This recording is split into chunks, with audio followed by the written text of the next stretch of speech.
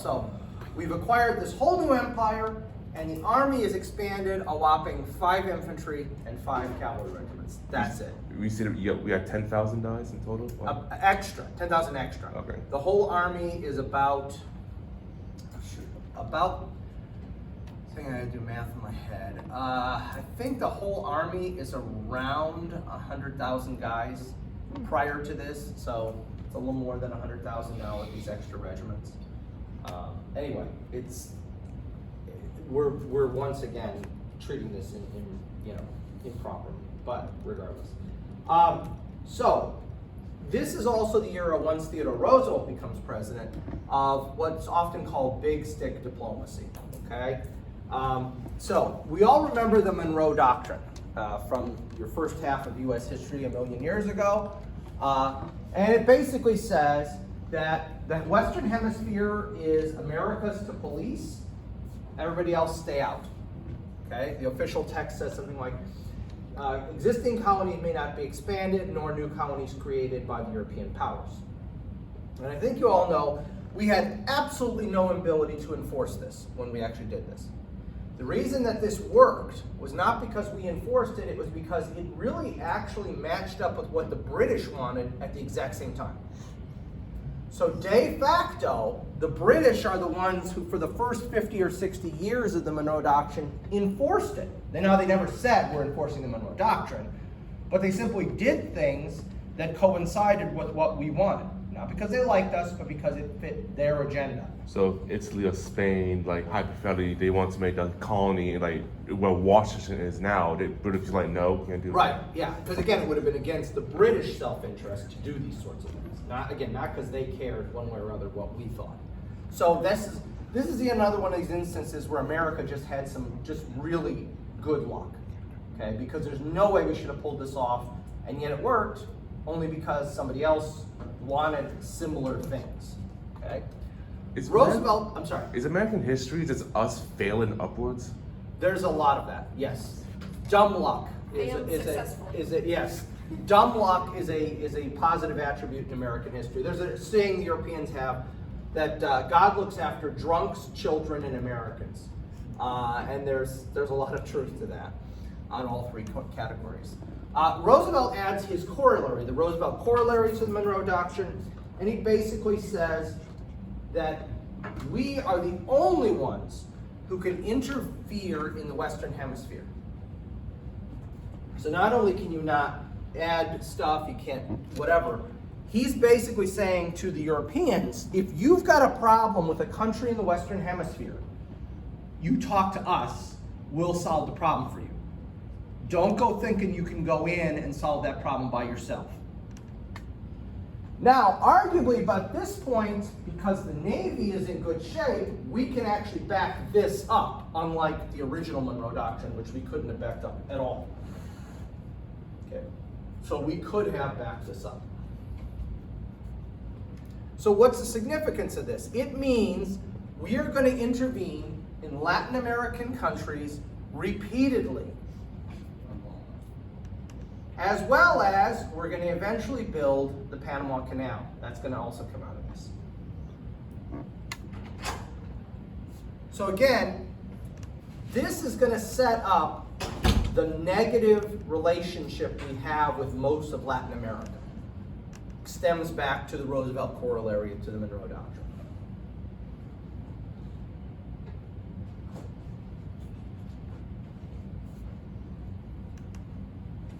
And while it's easy to say it's racial in that sense, that we're Americans and we're at that time a predominantly Caucasian nation, and the Latin American nations are not predominantly Caucasian, it really doesn't know any bounds as far as who's running the country. It doesn't matter if that Latin American nation has a president that is Caucasian, okay? We treat them just the same. So is there a racial element? Of course there's a racial element, but is it the predominant thing? No, it's just the belief that we Americans are superior to everybody else, regardless of race or ethnicity or religion or anything else. So it's like the Romans viewed it almost? Yeah, I mean, in a certain sense it is. Yeah, we've got the superior culture, we've got the superior everything, everybody should be listening to us. The Europeans were great once upon a time, but they're all decadent and crumbling now. Everybody else is too young to understand it. So we are the only adults around. You got a bunch of old farts in Europe, don't listen to them, they don't know what they're talking about, they're senile. And you got a bunch of kids everywhere else. We're the only adults around. That's the attitude. And quite frankly, has that changed? I mean, our actions in the 21st century are exactly the same. Iraq, Afghanistan, etc. It's all exactly the same. We still have this attitude that we are the only adults around. Everybody else is either a senile old fart or a child who can't manage themselves. So we've got to take care of the world. And I hope people have finally figured out that you just can't police the world. You just can't do it. They can't be Big Brother anymore. You can't do it. It just doesn't work. I mean, not only is it like not socially acceptable, it just doesn't work. I mean, look at how Iraq and Afghanistan worked out. We've got like Iraq is kind of like it's not an F. If I'm a teacher, I'm not giving them an F for Iraq, but it's like a C minus. Needs improvement. Yeah, needs improvement. And Afghanistan is an F. I'm sorry. It's an F. You failed. I read like a bunch of like experts that were, some people that were working like as part of the operations that said everything the entire time was a disaster. Yeah, it was. The money we were pouring into it was ridiculous. Yeah, so I knew a guy who was stationed there. He was a logistician. So we were giving them stuff, and there was one. Okay, we would give them high-tech stuff, and there was one of two reactions to that. Either they would turn around and sell it, or they would hoard it and never use it. So they'd have this high-tech stuff in warehouses, and I forget what it was like iPads or something like that. He gave me an example of. We had given them a bunch, and it was like 100. It wasn't like 10,000 or anything, but like 100 iPads. And they had them all still sealed in the plastic in a warehouse, but it was already, the model was already like 10 years old.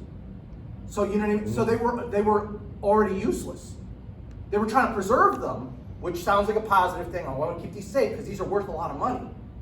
But because technology advances so quick, it's like it would be the equivalent of they had a bunch of iPhone 1s.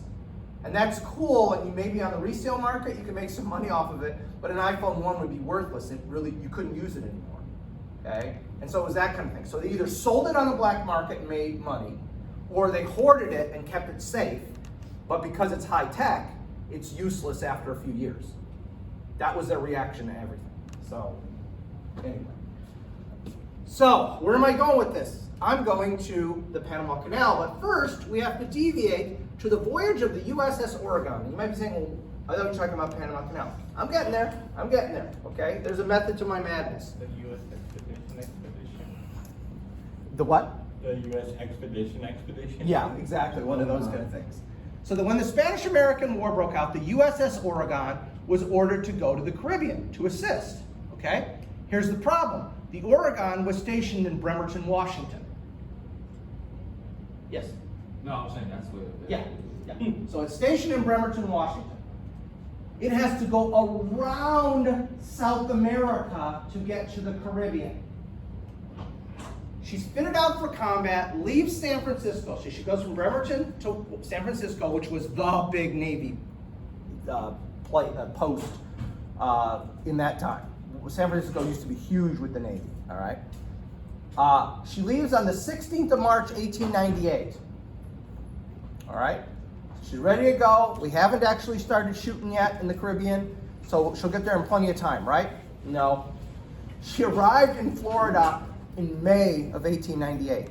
It took her more than 2 full months to get from San Francisco to Florida. I'd be so annoyed if I was on that ship.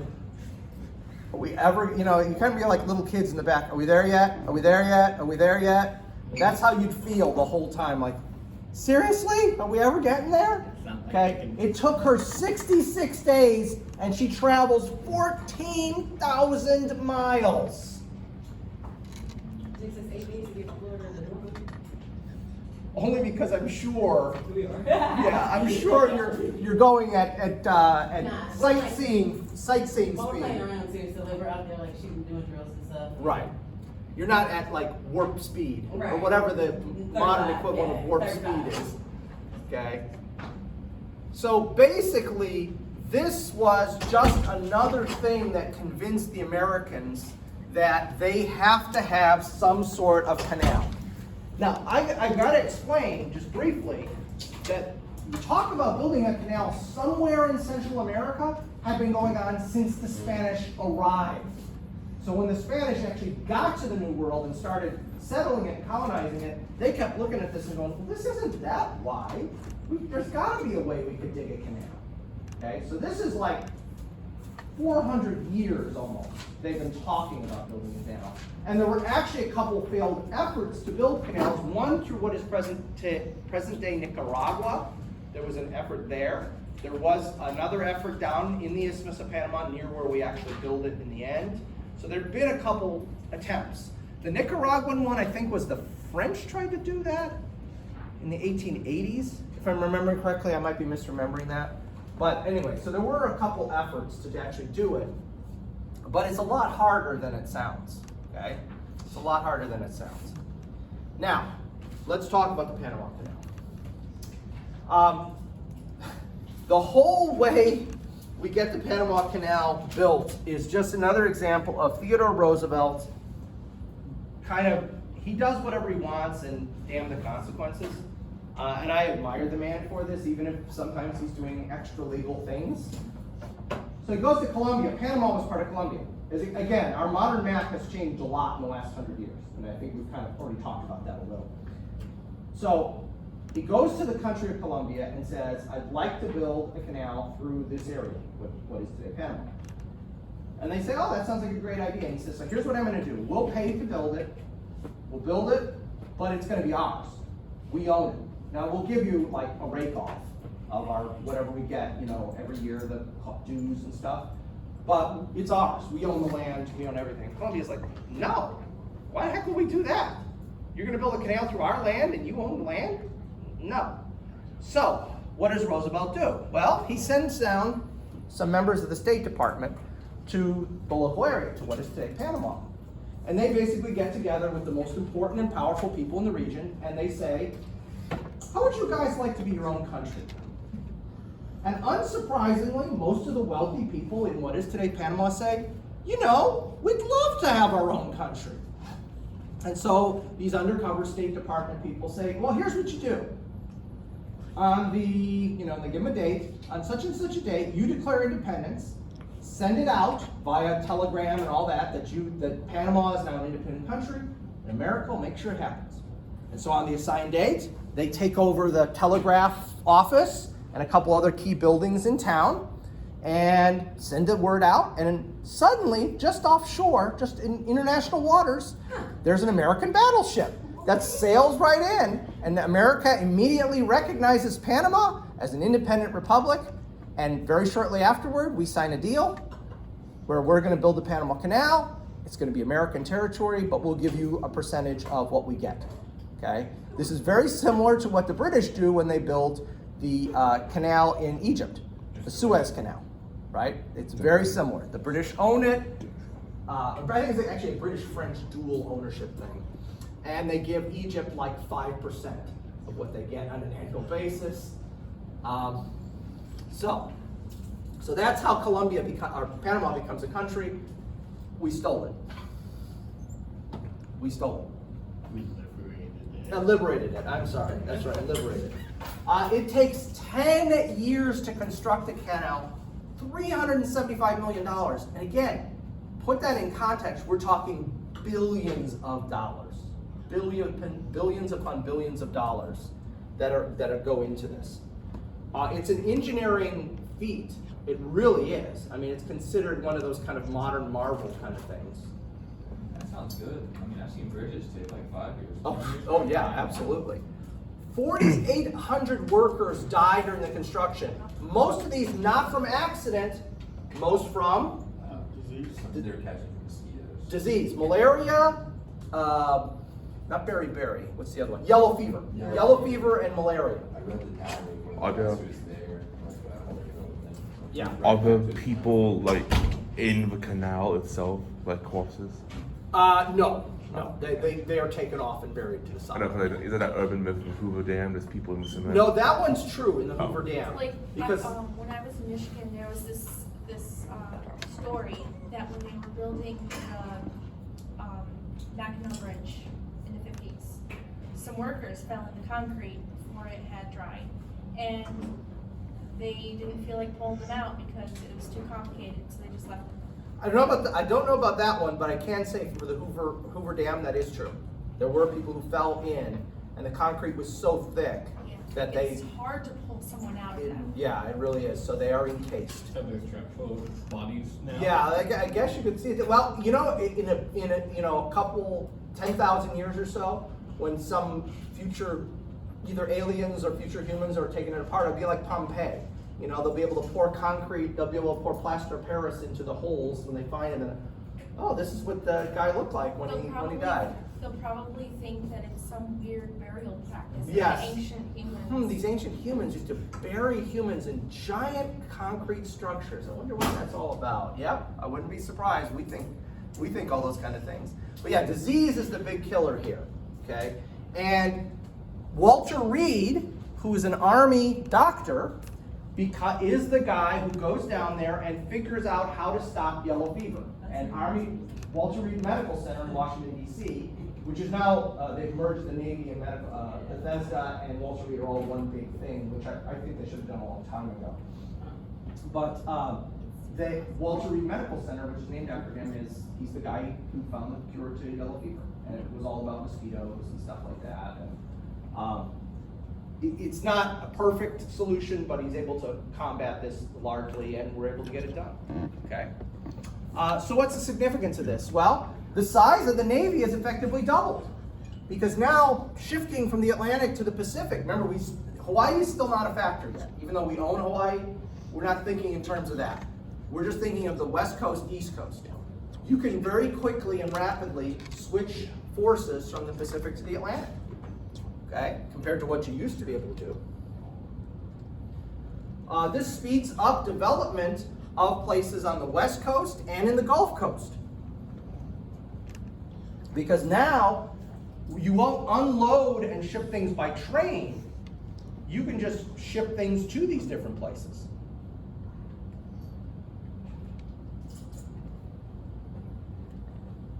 It links the East and West Coast a lot more because, again, you don't have to mess with trains. Water transportation is so much easier and cheaper.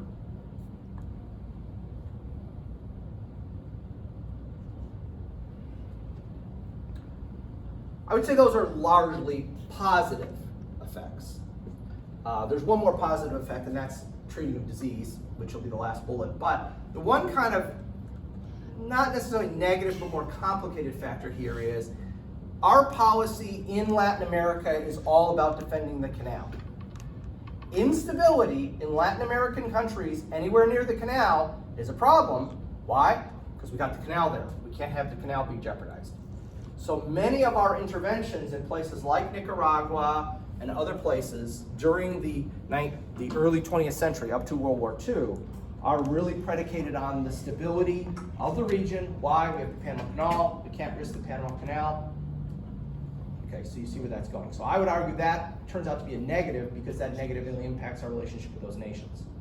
So it's taking the Roosevelt corollaries of the Monroe Doctrine, adding the canal in it to make it even more complicated, and it worsens our relationship with Latin American countries as a result. And then the last one, as I already mentioned, is tremendous strides in treating disease, Walter Reed, all that kind of stuff. So, mostly positive, but one significantly negative effect.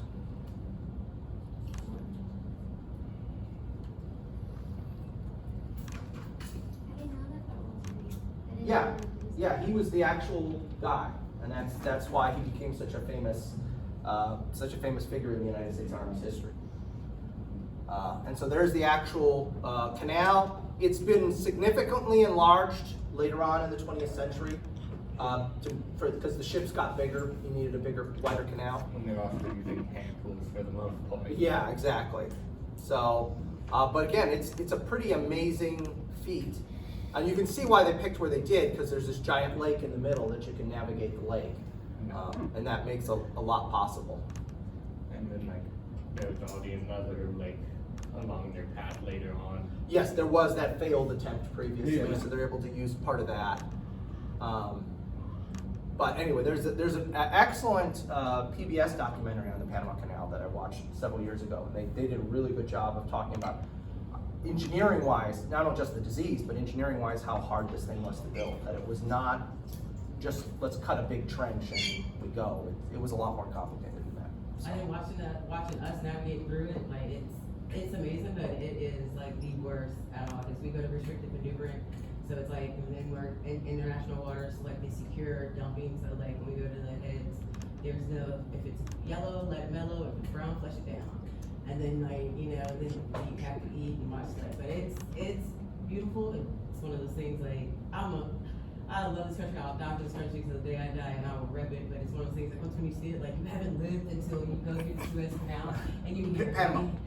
No, I went through both. Oh, though. both, okay. Yeah, I went through both, but my thing was like you've never lived until you went through a canal and and Jimi Hendrix, and you can hear Jimi Hendrix Star Spangled Banner being played. I was on the flight deck with this guitar playing it. And, like, That's cool. Yeah, you look back, all the planes are covered and you can see both countries waving to us and everything, and it's like it's cool because like our ship was over the canal, so like you literally look over and you can see like into like that's the country right there. Right. So it's just like Yeah, because they're so big. The yeah, ships are so wide. Yeah, so it's just our flight deck was like hung over, so it was like really cool. So it's like, hey, look, there's land down there. How much to jump? You know, like one of those things. Like, So let's one more thing before we move into the World War I era. Well, two more things.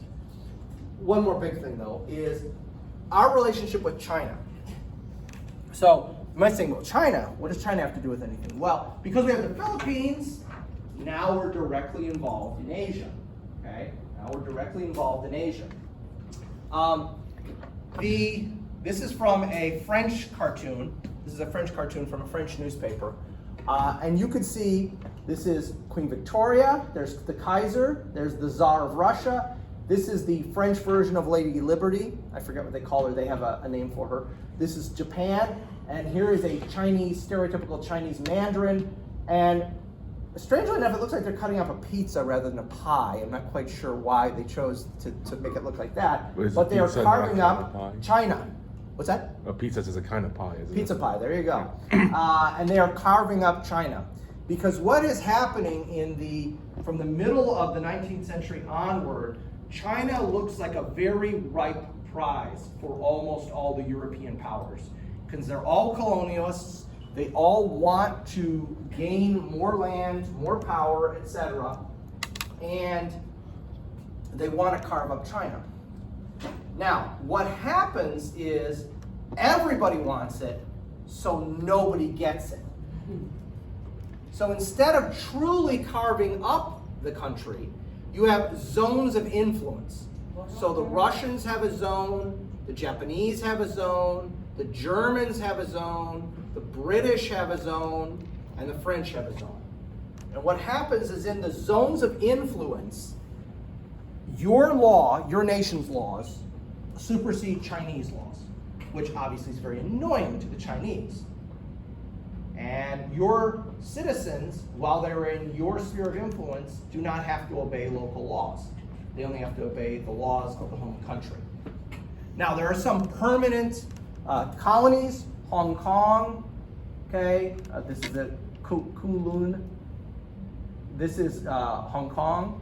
The French have an area here where there's permanently French.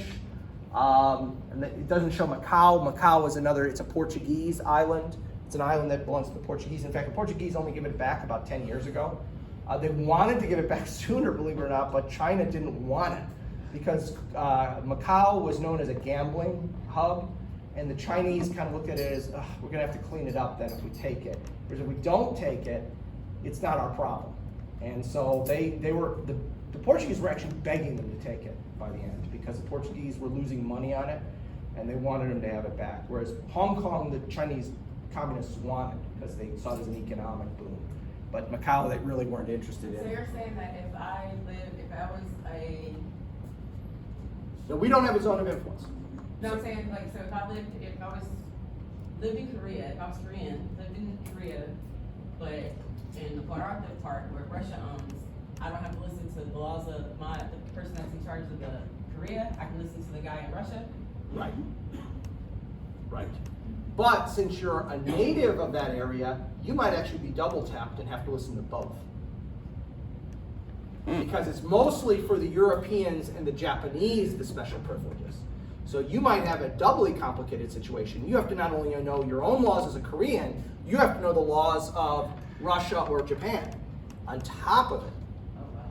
Yeah, so it's a really lousy situation. Now, let's bring us into this. America has a strange relationship with China, okay? And it's often referred to by historians as a special relationship. China had been the focus of many Americans going back to the first half of the 19th century. Almost always for missionary activity. So it was very common, even before the Civil War, for individual religious denominations in the United States to send missionaries to China. And because of that, what would happen is you'd go on a mission to China, okay? And then you would send back letters to your home church or your home denomination, depending on which, if you were in a more centralized religion or a less centralized religion. And the individual minister in that church would then read the letters before the congregation about what things are like in China. So you have this weird situation where Americans, this is more often American Protestants than American Catholics, though Catholics do have missions as well in China, feel like they know somebody in China, even though it's 1856, and they've never left their little village in Indiana, okay? But because somebody from their Methodist or Presbyterian or whatever denomination is over there, and they knew that person, I know somebody living in China. And so they hear these stories from the pulpit when the minister reads the letters, every so often when the letters come in. They feel this relationship. And so Americans are weird about the Chinese. Americans love the Chinese as long as they're in China. And they hate the Chinese when they're in America. I don't know any better way to describe it. Because they treat Chinese people who come to America like crap. But as long as they stay in China, they're sending money over, they're sending all this stuff over. And so it's this weird relationship we have with China historically, where we want the Chinese to advance, to improve their society, to obviously convert to Christianity, because that's the focus for most of these people. But even if they're Christian and all that, if they come here, they get treated terribly. As bad as African Americans in most ways. So it's this really weird psychology that I'm not a psychologist, so I can't quite wrap my head around it. But they love the Chinese, they're rooting for them. They can't stand what the Europeans are doing to China, carving up China, as long as they're in China. But don't come here. Because if you come here, you're going to get treated like a second-class citizen. And I can't completely wrap my head around that. Like, if you're going to be racist, just be racist. Don't be picky about your racism. Just be a racist, okay? What's that? Don't dress it up. Yeah, exactly. Pick one. Either be racist or don't be racist. They're racist, but more than racist, they're capitalists. Yeah, but see, that's the thing. For most of these people, it's a religion thing. So it's not even about making money off the Chinese. It's about wanting them to convert to Christianity. I'm sorry, did you? I took a history class and I asked that one time because we were talking about civil rights and they had a sign and I was like, I get that they had to no, I was saying, because the one sign said no blacks, the one sign said no coloreds, and one said, so I said, why just stick to one? Like, you know what I'm saying, just stick to one. And they were just like, well, they couldn't because at that time, you know what I'm saying, you also had Japanese people and Chinese people. Yeah. And at that time, they strongly believed if you were not of white, pure skin with blue eyes, you did not belong here. It didn't matter because Well, you're coming to take our job. Yeah, and And you know, they were standing if up. you're Italian or Greek, And that's what I found out. I was Yeah. like, oh, that's why they had colored. Like, I said, I get it. You know what I'm saying? Like, everybody knows they're this. not white. Yeah, and that's what it was. In fact, there's several historians have argued pretty successfully that until World War II, the definition of white is basically Northern European, blonde-haired, blue-eyed. Right. And if you're not a WASP, white Anglo-Saxon Protestant, you're not white until World War II or after. Were you about that? Okay. And that was the thing, because they didn't want to convert to Protestant, and so Right. therefore you're colored and you're gonna be that. Right, exactly. So anyway, so we have this weird relationship with the Chinese that I can't quite wrap my head around, but it is what it is. Then this event happens called the Boxer Rebellion, which takes place from 1899 to 1901. And so we have the European nations dominating all of the major cities in China. And unsurprisingly, the Chinese don't like this. No shock there. And so they began to form secret societies to rid China of what they refer to in the Chinese language as the foreign devils. That's still the worst insult a Chinese person will make against a non-Chinese person to today. In Chinese, you call them a foreign devil. That's like, it's almost like the N-word or whatever. That's like their version, but it's for anybody who's not Chinese. Well, it's not as bad as the N-word. Yeah, no, it's not as bad. That's what's saying foreign devil right now. Yes. But again, it's equivalent. It's equivalent, roughly equivalent. The other one I heard, I had an office mate when I worked for the Army who was a Chinese linguist. The other one was to call Europeans big noses. That was the other insult. So maybe that would be more insulting than foreign devils. I'm not sure. But anyway, they want to get rid of these, the people who are Chinese, understandably. And so the most important of these organizations was called the Society of the Righteous and Harmonious Fists. And when that was translated into English, fists, boxing. That's It's fury. yeah. That's how we call it the Boxer Rebellion, because righteous and harmonious fists becomes boxing somehow to Europeans. That's how they translated it. Okay. Now, the Dowager Empress, okay, so the Empress who's on the throne, doesn't like these Europeans encroaching on her power. No reason she should. But she tries for the longest time to act like, I can't control the situation. My empire is falling apart. So she's secretly aiding these secret societies. She wants them to succeed, because if they succeed, it kicks all the Europeans plus the Japanese out, and she gets more power. But she wants to play it publicly, like when the Europeans complain, like, I can't control this situation. It's out of my control. Everything's crumbling, okay? Which is actually pretty smart of her to play it down the middle, so that if the Boxers win, she wins. If the Boxers lose, she wins. Okay? So she, at the beginning of this, she plays it just about the right way you can play it. And the violence erupts against, first, Chinese Christians, starting in November of 1899.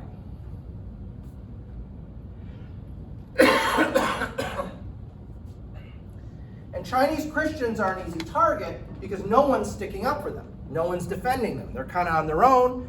And while the Europeans are upset about this, they're not upset enough to go to war to defend other Chinese people. And so that's why they initially target them to see, well, what's the reaction of the Europeans going to be? And there's lots of protests, there's lots of letters written, not much action. So that encourages these secret societies. We can get away with this. They don't seem to care. Yeah, they make a little noise, but they're not doing anything about it.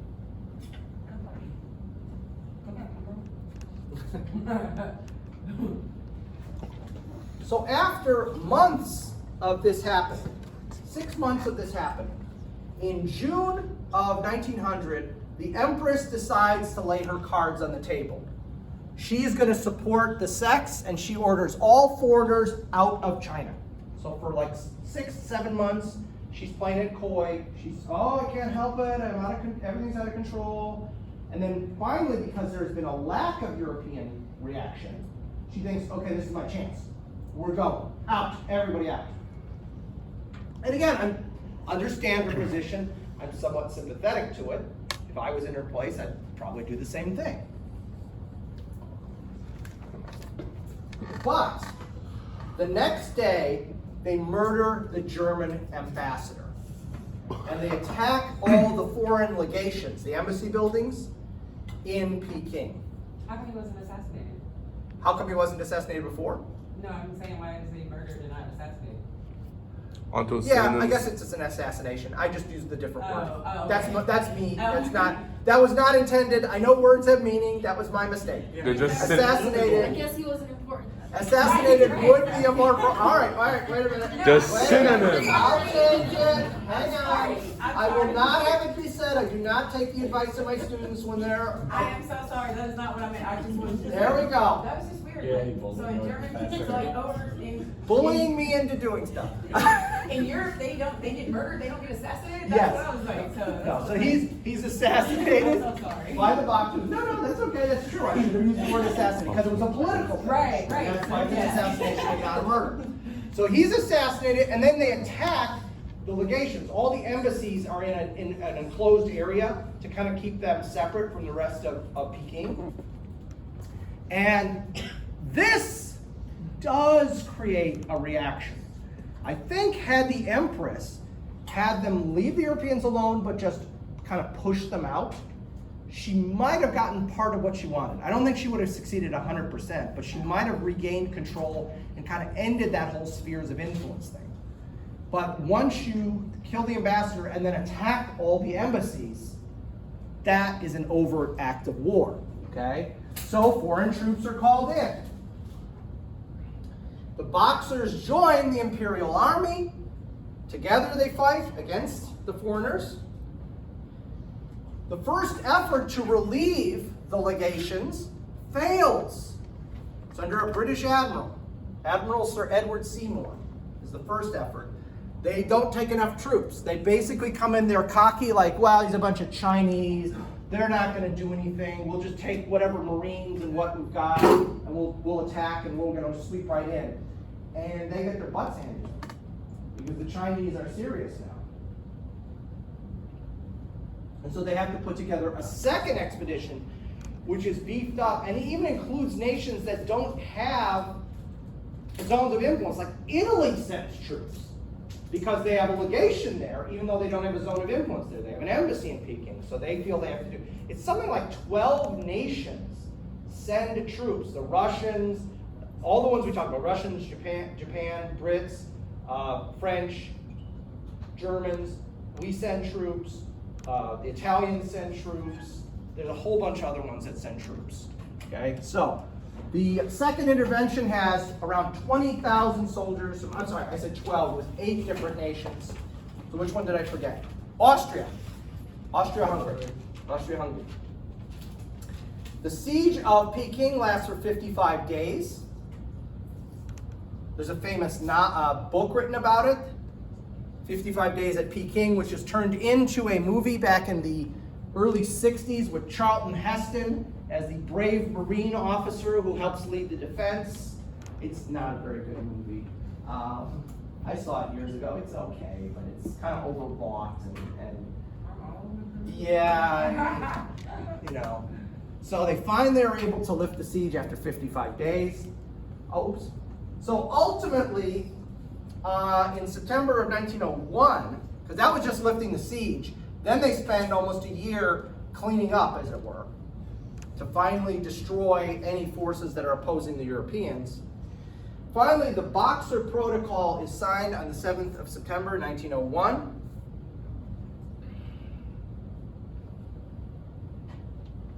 And what does this do? This codifies the unofficial spheres of influence, okay?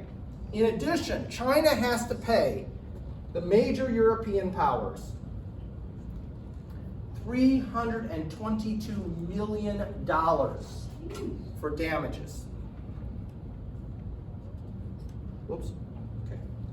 They have to pay $322 million, and it's broken up by how many people were injured, how much property was damaged. Our portion was about $20 million, the United States. But since the United States disagreed with the whole zones of influence in the first place, we refused to accept most of the money. We accept something like $5 or $6 million, and we established scholarships to allow Chinese people to come to the United States to go to college. And in fact, there's a number of famous, including I think one Nobel Prize winner, who actually goes to the United States to go to college based on the money we get from our portion of the indemnity. And again, we don't accept the whole 20 million or whatever it was. It's like 5 or 6 million we accept. That was these scholarships. And prior to China becoming communist in 1949, a whole bunch of people will come to the United States. And again, it's this weird thing where it's okay because they're just here for college. That's okay. They're going home. So we're okay with them coming to the United States, going to Harvard, and that's where they're going. They're going to like Harvard, Yale, Princeton, places like that. Then they go back, and the idea is they're going to spread American goodness when they go back Do home. they always go back? As far as I know, yes. I mean, like, Yeah. they were supposed to go back, and as far as I know, all of them did, because when I've seen lists of here are the people who went, they're all like, you know, later on prime minister, Oh, okay, you know, okay. President of a university, et cetera, et cetera, I et just didn't know cetera. if it was one of those things like after you graduate, like, you know, some of them, they still, you can Yeah. still stay, but Yeah, are you? but that, I think the understanding was then that they had to go. Please. Yeah, it's actually culture-wise that majority of Chinese go back to their country because the country and the culture are so tied in that they always put in returning to your home country and improving it by what you learn. Okay. Right, right. And like I said, I could swear one Nobel Prize winner was among those students. I might be wrong on that. Maybe it was a Pulitzer. But it was one of those big awards, was one of the people who'd gone to America on the scholarship and then went back to China and then became famous later on. Yeah, there you go. And so this is the spheres of influence by 1910. So you can see the British still have, in addition to Hong Kong, they still have a large zone of influence. The French, near their French Indochina, which is their possession, they have a large zone. The Germans still have a zone. Japan has a zone in a couple places. And then the Russians have a zone, okay? And all it does is formalize that relationship. And when you think about Russia today and the way Russia behaves, a lot of this is revenge. The Russians love the idea of having the world bow to them because they're getting revenge for the several hundred years where the Europeans, they were forced to bow to the Europeans. So they're really And enjoying. that's working out so great for them. Well, they've got some other issues going on too. Or maybe they should have gotten their butts kicked in the Russia-Japan war. There is, or the Sino-Japanese War back in 1894. Yeah, I mean, Maybe again, they should just sit wars out because they haven't been too great at them. they have not historically, not since like the Khans and stuff. It's true. So last thing we should think about, significance of this.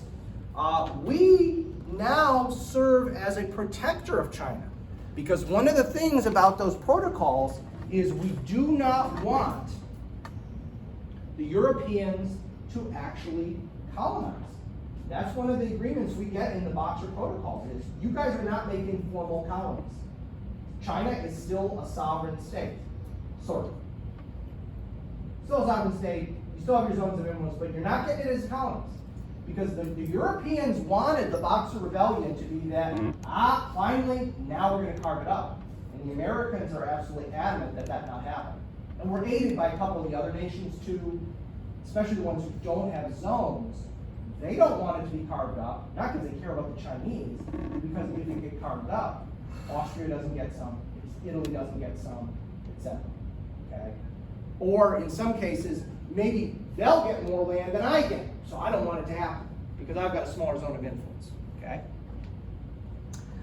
The second open door note is the kind of formal thing we put together. It commits us to preserve the territorial integrity of China.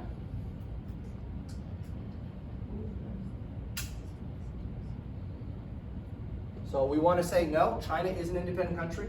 And see, this is where I get wrapped up sometimes and start telling you things before I actually had the bullet. Here it is. $4 million out of 24 and a half. So again, just off the top of my head, I remembered it. I said 5 million, so I was close. And I said like 22 million, so I was close. Okay, I was close. So the US decided, like, they looked at it like a dinner bill, like, no, I didn't have that, so I'm not paying for that. I'll take that, but I'll pay for that, like, Right. basically, that's how they do Right, it. yeah. Yeah, we understand, in essence, we politically say, we understand Chinese frustration. Like, they shouldn't have gone and killed people, we get that, and there should be some punishment for that, but we understand their point of view.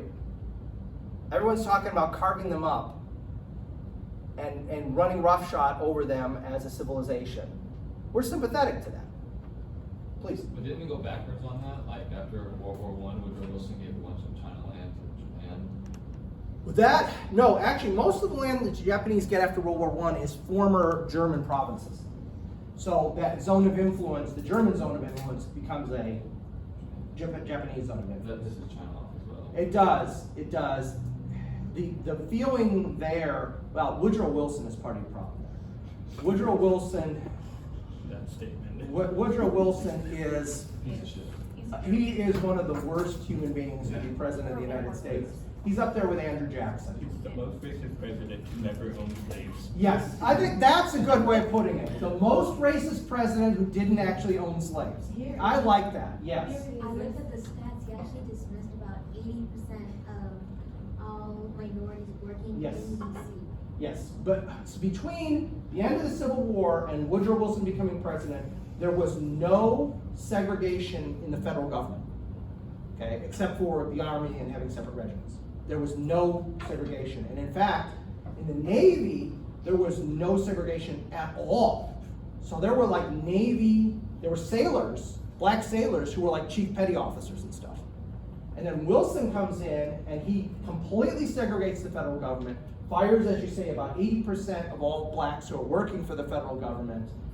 So, yeah, he is, yeah.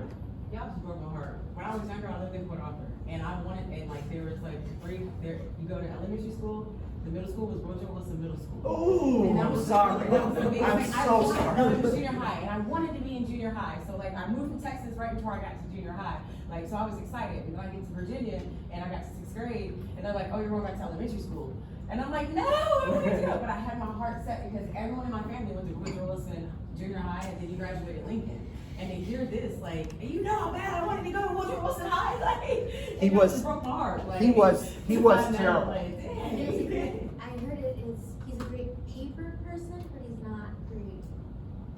Yeah, in reality, yeah. His post office, postmaster general was, Oh, the from thing that Texas. Yeah. And, Professor Lopez is telling us about. was kind of a big racist. Yeah, is he the one who was like a grand wizard in the Klan or something like I that? want to say he was. Yeah. Which That doesn't wouldn't be surprise me, surprising. because his father was a Yeah. Confederate. I think in the White House he showed a Klan film. He showed The Birth of a Nation. Yeah.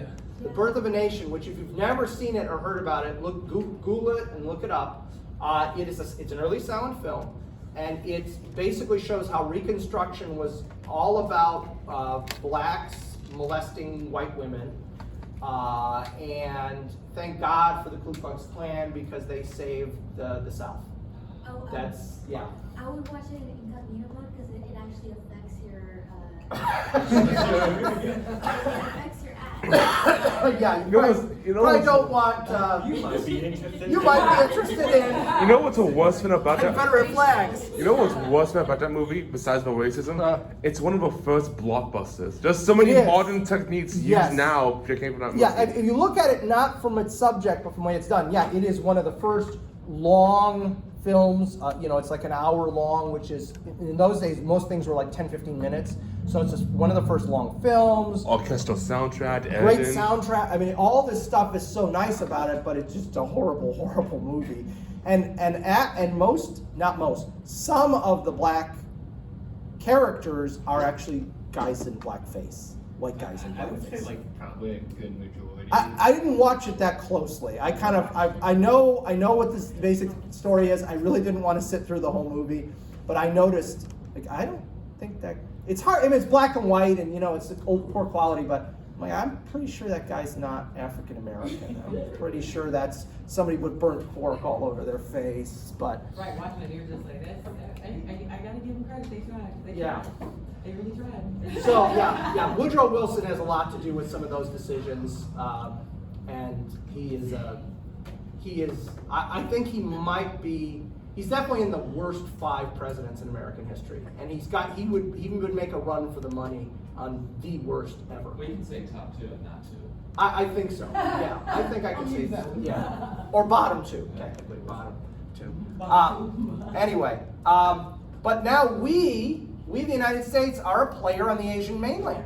Because we've just said we're guaranteeing, based on the second open door law, we're guaranteeing the territorial integrity of China. Now again, thankfully, this is not another case where nobody tries to press us. Because could we have backed it up? Heck no. We can maybe back up a few things in the Western Hemisphere, but all the way over in Asia? No, we couldn't have backed that up. But it actually matches what the French want, what the British want, and what several other countries want. So the idea of not pressing this, the countries who'd want more land, like the Germans would like more land because they got into the colonial thing late, so they don't have a lot of good colonies. They're the minority. The majority is the ones who say, we got what we want, let's leave it alone, okay? Because once again, we couldn't have backed it up. We could have talked big, we couldn't have actually done much about it. And this is gonna drive our foreign policy to today. We have been involved in Asia, we have been players in Asia from the Boxer Rebellion, you could argue Spanish-American War because of the Philippines, onward. World War II. Yeah, World War II, the post-war world, China going communist, in Vietnam, Korea, yeah. Some other countries they don't like talking about. Yes. Yeah, we're gonna try and pretend it didn't happen. So, one last thing before we begin World War I, and that is an event which some of you might have heard of, but many of you may have never heard of. And that is something called the Mexican Punitive Expedition of 1916-1917. Whoop, sorry. Okay, now, set the stage here. Mexico had political instability. Unfortunately, that is a regular feature of Mexico, a certain amount of political instability. There was a civil war, basically a small-scale civil war going on at this time. One of the leaders is a guy named Pancho Villa, Francisco Villa, whose nickname is Pancho Villa. He decides he needs money. And he's not getting the funds he wants in Mexico. So he looks across at the American border and goes, let's go rob a bank. So he decides to invade America. I'll put air quotes around invade, okay? He's gonna dash across the border into a place called Columbus, New Mexico, rob the bank, and then use the money he gets from robbing the bank to arm his army so that he can keep fighting the established regime in Mexico City. Well, when he does this, when he invades Columbus, New Mexico, because of the issues going on in Mexico, the United States had beefed up our military presence along the border, and there just happened to be a troop of cavalry in Columbus when the raid happens. There is ensuing gunfire. Some Americans are killed, some Mexicans are killed, and this is exactly what Woodrow Wilson was looking for, because he was looking for an excuse to get involved in this situation. And he tells the president of Mexico, he doesn't ask, he tells the president of Mexico, I am sending an expedition into Mexico to find, capture Villa, and bring him back for trial. Does this sound familiar? Yes. So, we send two cavalry and one infantry brigades down. And what's neat about this is the leader of the expedition is Brigadier General Pershing. Brigadier General Pershing, who will be the commander a year later of the American Expeditionary Force in France. He will go from a 1-star to a 4-star in a year, which is a nice career track. I'd like to sign up for that. And among the guys who are involved, I don't have a picture, is George Patton. Patton was Pershing's aide, and this car you see here, what's really neat about this expedition is it's the first time in American history that we've had a motorized expedition because we have trucks and cars and motorcycles. So this is the first motorized expedition in American history. First time we're using these on an active expedition. This car here is Pershing's headquarters staff car. George Patton uses this to perform the first mechanized attack in American history. He finds out that a couple of Villa's senior officers are at this ranch. So he loads up the car with a couple other soldiers, and they drive up to the ranch. And in typical George Patton, just what you expected, George Patton, he draws his pistols and manages to kill 2 of these guys by himself. They then throw the bodies over the hood like they're deer, and then drive back to the post where they're. Yes. How very American. Yes, how very American of him. And so Patton gets credited with the first mechanized or motorized attack in American military history. So we thought you were saying good, So, other than that, I'm sorry, please. Oh no, there was just one question. If anyone else remember this, there's a documentary called World Wars that really breaks down this small little moment in history amazingly.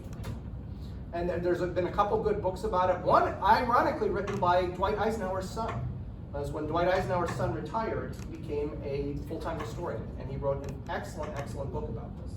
So, anyway, so we basically march around the deserts of North Mexico for a year, and there's almost no actual engagement with Villa's forces. Villa's not stupid. He's not going to sit still for an attack. We never capture Villa, and we then come home in February or March of 1917, and in April we declare war on Germany, so we're in World War I. So it's kind of almost like a practice for going to war for real. Again, it doesn't do anything for us except inflate our egos, but what it does do is it even further ruins our relationship with Mexico, because we've in essence just invaded Mexico, and Technically, they invaded first. yeah, though the president of Mexico would point out, hey, It was just a private that was citizen. not us, that was this revolutionary, that wasn't me. But anyway, so again, just a little aside there. Yes, I'll save that. I made that change. Okay, so now let us go ahead and start World War I. Now, obviously, for everybody else, World War I's been going on for 3 years, all right? Europe has been bled white already. And warfare has fundamentally changed. While we're marching around the deserts of northern Mexico and think it's really cool that we got cars and trucks and aeroplanes, the Europeans are literally like a generation ahead of us. Already, what has changed? This is the number of things that have happened in World War I that we are almost clueless about at the point at which we enter World War I. I mean, it's a long list. Yes, I know submarines have been around before, but successfully using them. Yes, I know airplanes have been around, but not the way they're using them in World War I. Machine guns, trench mortars. The modern mortar is created in World War I. Flamethrowers, poison gas. They never actually use paratroopers they have parachutes on pilots in case their plane is damaged, but we don't use the paratrooper thing as a combat thing, but there's talk of doing it. So they're talking about, hey, if we put a parachute on all these guys, and we took them up in one of our big planes and dropped them behind the lines, blah, blah, blah, blah, blah. So they're talking about it. We'll save that for the next one. Exactly, we'll save that for the next one.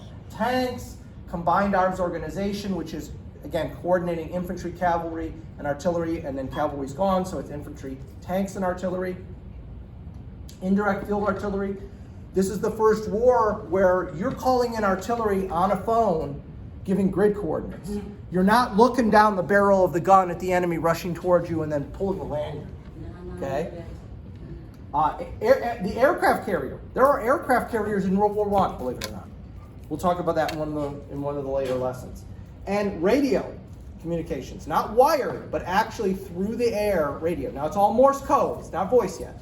It's all dots and dashes. But all of this has already happened, basically, by the time we get into the war. So you could see why we are totally caught flat-footed. We are totally behind the power curve. We think we're so cool because of the stuff we just did in Mexico. And the Europeans are saying, we did all that and more 3 years ago. You guys are pathetic. We have sound-powered telephones, we don't need that. Our telephones run on batteries. So, again, I'm not expecting you to remember this whole list. I'm just trying to show you we're really caught behind the power curve. Okay? We're really caught behind the power curve. And this is an innovative war, even though it doesn't look like it when you're standing in mud up to your knees in the trenches getting gassed and stuff. It doesn't seem very modern, but there's a lot of stuff happening. It won't bear fruit, most of it, till the next one. But it's happening. All right. So, World War I can be summed up in one word: stalemate. That is kind of the best way you can sum up World War I, is stalemate. Meat grinder. Meat grinder would work too. So, how does this happen? Well, what happens is everybody gets stuck between the North Sea and Switzerland. And they build an almost continuous line of trenches, literally going from the North Sea to Switzerland. And this is kind of a thing what buddy of mine at Leavenworth made up. This is a kind of very reduced scale, what it would be. So you've got your main line of trenches with strong points. You've got a no man's land, which runs in between. You've got what are called communications trenches, so you can get from the main line of trenches back to other lines. Behind all of that, there would be more than 2 lines. I'll show you another picture in a minute to show you how many lines there are. Behind all of that, you've got artillery that you can, again, indirect call in. And behind that, they build a rail network to keep supplies and men funneled in. And so this is why you get stalemate. It's a combination of continuous trenches and no one can ever get an advantage anywhere. If you try and pour troops through in one area, I just get my guys on a train, move them up, block you. And nobody has a technology that's good enough to break it. Also, every one of these technologies, well, poison gas we already know, just not a good choice because it's indiscriminate. You use poison gas, it affects everybody. Oh yeah, you try and tell yourself it affects the guys you drop it on, but all you need is a stiff breeze going in the wrong direction and it affects you too. Yeah, ask the Germans about that. Yeah, exactly.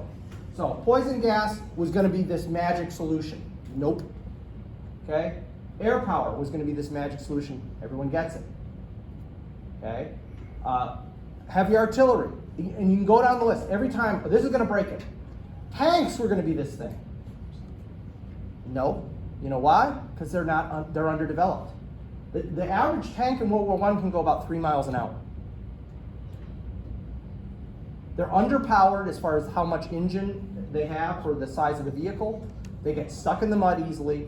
So the smaller ones can't cross trenches. The bigger ones are so big they can barely move.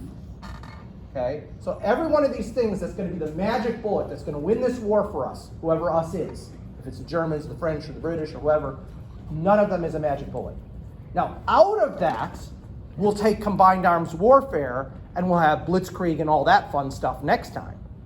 But at the time, the technologies are such an infancy. They're in such an infancy, they're not mature enough to do the things you claim you're going to be able to do. And it'll take another generation before the technology catches up with the theory. So remember how we had technology ahead of theory in the Civil War? In this war, it's the opposite. We've got theory ahead of technology. And we're trying to make technology fit the theory, but it's not there yet. It's going to take longer to make that happen. So here's an image of what actual trenches look like.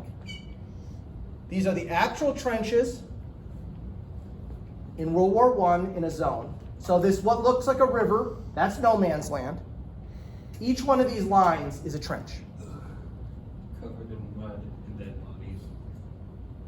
I've seen how, I saw how after the war ended, they compared the trenches and how sophisticated the German trenches were. Yeah, the Germans were really good. Well, They had more time. they did, and they're also Germans are very OCD. They're very obsessive compulsive, so they want everything just so.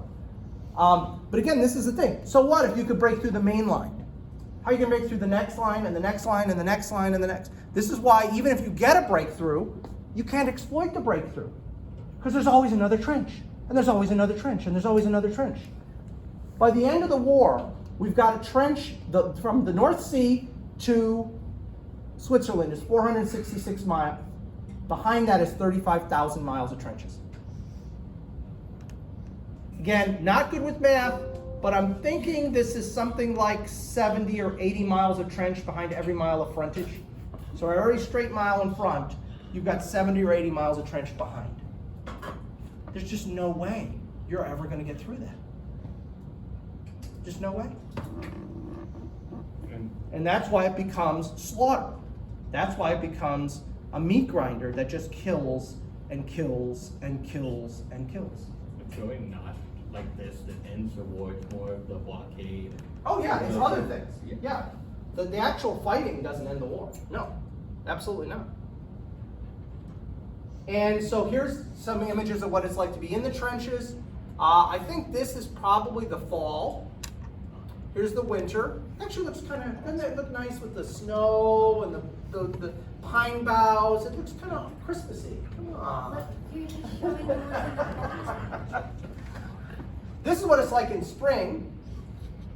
And actually that's not too deep. That's relatively not deep. That's just a morning dew. Yeah, that's the morning dew. There you go. And then in summer, anybody know what those are? Rats. Look, here's a German soldier. Look at the size of these rats. These are like the size of my puppies. Never mind size, look how many there Yes. is. Like they So actually much to eat. Yes, and what are they eating? No. Dead human bodies. No. And that's just the ones they And found. horses. No. Yeah, that's the ones they found and killed. No. Yeah. No. This is, in my opinion, and that's all this is, in my opinion, this is the worst war in history to be a soldier in. World War II is the worst war in history, period, end of statement. Facts. But to be a soldier in, this is the worst one. I It's like second. the most devastating. Oh, yeah. Like Absolutely. psychological. I second that. Yeah, it's horrible. I remember one Swedish journal was saying how the rats are just swimming in the water. You see them swimming past you. And I was like, Yeah. no. Yeah. There's a famous cartoon of an American soldier, and he's got his pistol out, and he's aiming it at a rat that's trying to climb on him, and the other soldier next to him says, aim for between the eyes, because I hear they charge if you miss them. So, and here's an example of a bunker, an underground bunker. This is a concrete reinforced bunker. And you could see they both have stairs and a ladder, depending on, you want to have multiple ways to get in and out just in case something collapses. Because if enough shells hit on top of it, it could collapse. Yes. That's got it. Oh, wasn't this Yes. only in There's the cute puppy. the back of the, They generally, They get more barbaric as they go. right, back. yeah, the more primitive, the closer that you are to the In front. 1917, they did Well, it's kind of hard to draw a uh, cement truck to a battlefield, you know. Yeah, well, In the movie 1917, they showed the German trenches at the back. yes, yeah, that's a good movie. If you haven't seen 1917, really good movie, really good movie. That's a 1917. Yeah. That's a sequel to 1916, right? Yeah, and which was a sequel to 1915, which was a sequel to 1914. They're all good, but I think 1917 is the best. And they tried heavy guns. I mean, they tried to just blast their way through. But here's the problem with using heavy guns. Let me show you an image. Oh, do I have the image? Yeah. Okay. This is the before and after pictures. This is before we get involved in the war, by the way. This is early in the war. This is the before and after of a area that they shelled during the Battle of Passchendaele. So you see there's this little village here. It's at a crossroads. And here's the church. You can make out just that is what it looked like after they shelled it. Now here's your problem. Okay, you shelled it, you eliminated enemy resistance. how do you get through this? Every one of these little pock marks is a shell crater. And it's probably, you know, about 6 to 10 feet wide, depending on the caliber of the shell. Now, maneuver troops across this. Oh, and by the way, how do you find any waypoints? Like, okay, you're gonna go until you get to the church. What church? Well, I think here is the bare outline of what had been the church. This time, okay, you don't find a crater, okay? Yeah. Which crater? Okay.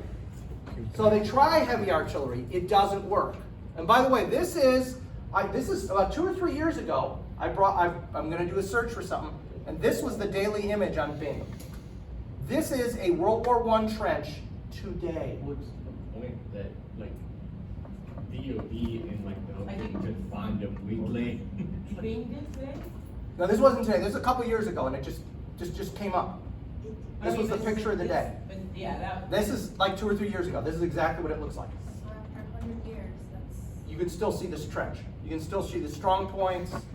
You can still see the trenches. Is this It takes what's? a lot of time to recover. I heard Ireland still hasn't recovered from the Irish famines that happened. Oh, yeah. Oh, yeah. Is this what they call squad stuff? Yeah, I think you could say that. And to Connor's point, they regularly fund World War I ammunition. Regularly fund it, farmers. In fact, 1 to 2 farmers a year are killed in Belgium and France from unexploded ordnance from World War I. 1 to 2 farmers a year are plowing their fields, hit a shell, and it detonates. And what happens is the farmers find these things and they're so nonchalant about it that what they do is they just put it in the barn, and once a month, EOD comes around, explosive ordnance demolition guys come around to pick up the unexploded ordnance. And if you drive around that part of northern France or Belgium, and you know what day of the week it is, you literally just drive past the farms, and out at the front of the farm, there'll be just piles of unexploded ordnance. Because they know, oh, it's the third Thursday of the month. Oh yeah, that's right, we gotta put that stuff out because EOD will be by today. And they just gather it, EOD gathers it all up, take it usually to a quarry or something like that, and just blow it up. You gotta imagine those DOD guys. Yeah, I can imagine. I can imagine. Okay? But even like she said, even still today, like, World War I. when we went on deployment over in Germany, like you can still see fire, like the churches, like the top, you can still see ash, they still have ash in the little angels at the top. Yep. You go around there and you're just like, this is crazy, that everything is still there, like untouched, Yep. and everything. And again, we tried gas. That didn't work. And if you've never done the training, you better not be claustrophobic. You better not be claustrophobic, because I obviously never had to do it for more than about 45 minutes, and it was horrible. These guys are sometimes a day or two are staying in these masks. We had to walk around with them. Yeah. When we were in the Gulf, because like they were like in the usually like spray mustard gas. Right. So we had to walk around with them, and we was at MOP level 2, and then like we had our supervisors or like our managers, they come by and they're like, "Are you ready? Get bug, get bug!" You had to hurry up, put it on. Like, My sister, she has her Olympic hydrologist. She said after 15 minutes, she didn't feel it anymore. Oh jeez. But that's because you lost feeling. Yeah, well, that might be just going numb at a certain point. Let me tell you. Anyway, we're gonna have to break here. I'm out of time, but we'll continue. We'll finish up World War I. So my plan is the week after next.